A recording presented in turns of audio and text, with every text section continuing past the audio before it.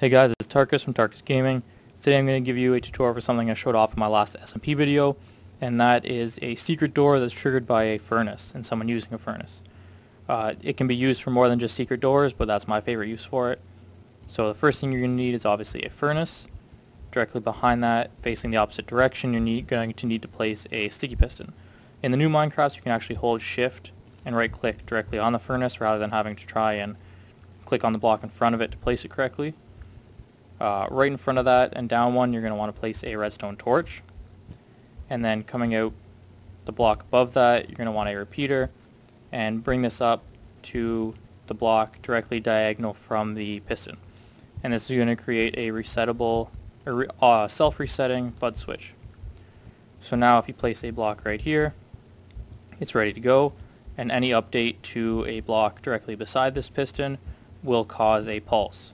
So if I update it beside, every time I do, it creates a pulse. Same thing happens is if I put something in here, so I put in a piece of wood and a piece of cobble, it sends out a pulse, and then when it stops, it'll send out another one. So what you should do is hook this up to a t-flipflop. So you're going to want a block here with the redstone coming up. There it was, it just turned off.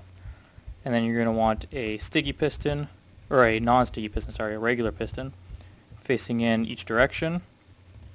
And down on this side, you'll want directly in front of the redstone line you have coming in, you'll want a redstone torch.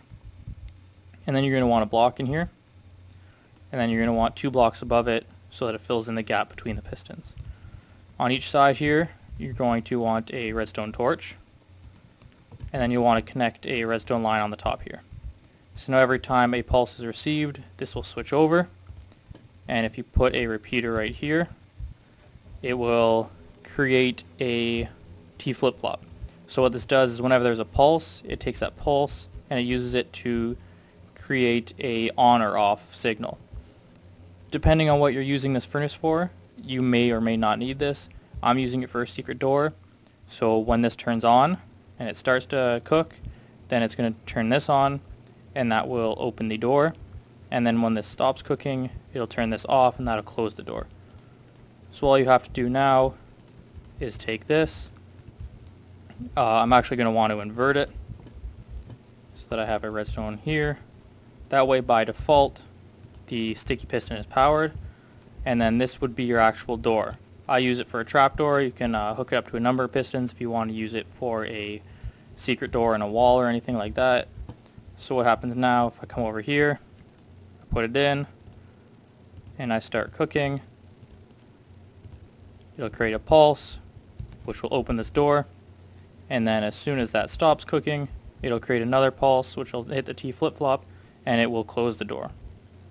And that's all it is. It's a very simple little trick to use a furnace to power a door.